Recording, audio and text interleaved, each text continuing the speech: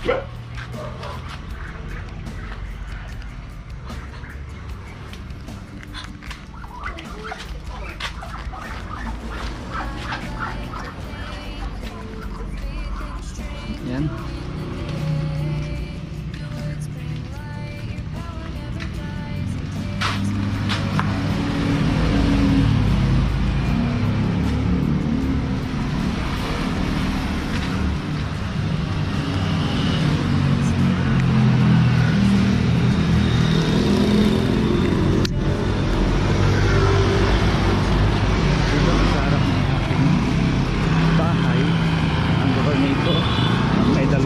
Kainan, car wash. So ayan.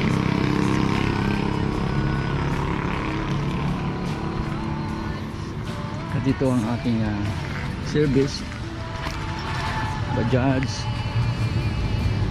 Maxima. So ayan. Daming sakyan kumakain dito sa kainan. Sa kainan ng aking pinsan.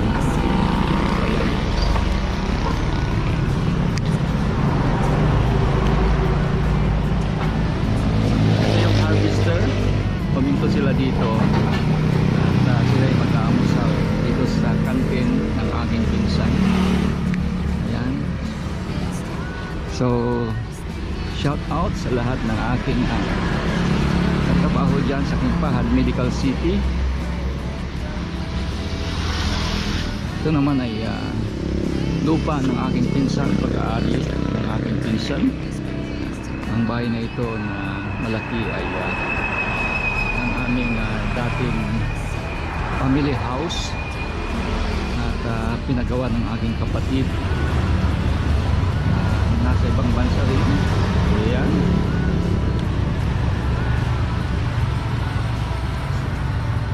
Sa area na ito ay mga magpipinsang relatives ang lugar na ito. Okay, bye for now. God bless everyone. Ito yung aking apo, anak ng apo na sa tuhod, anak ng aking apo, apo na sa tuhod.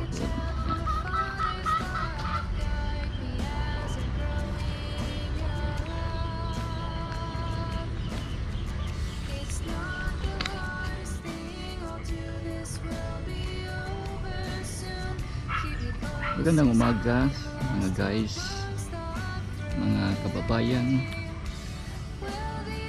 I hope na lahat po tayo ay nasa mabuting kalagayan, ano man ang pinagdadaanan sa part of life na mayroong mga problema.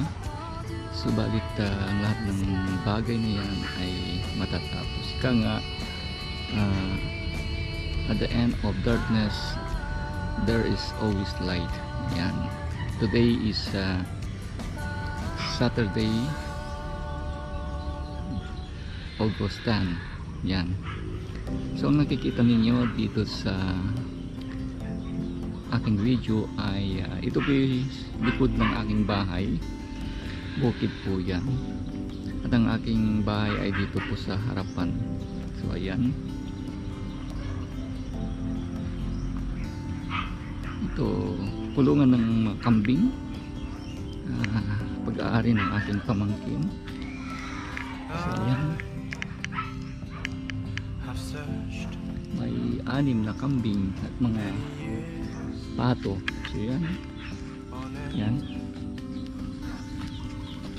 ginawa ng backyard farming itong likod. Diyan naman ang aking bahay sa harap. Yan. Yung malaki na yan, hindi ko po yung bahay. Nasa kabila po yung bahay ko na katabi niya, maliit lang po.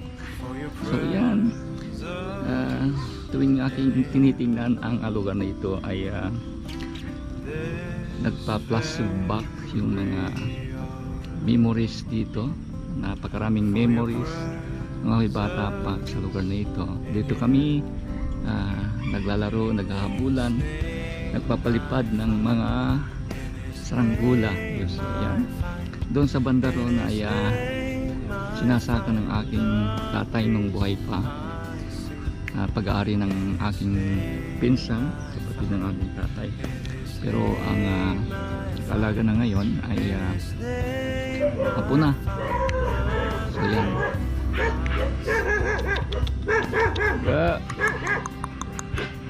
Tumataw yung aso. So yan.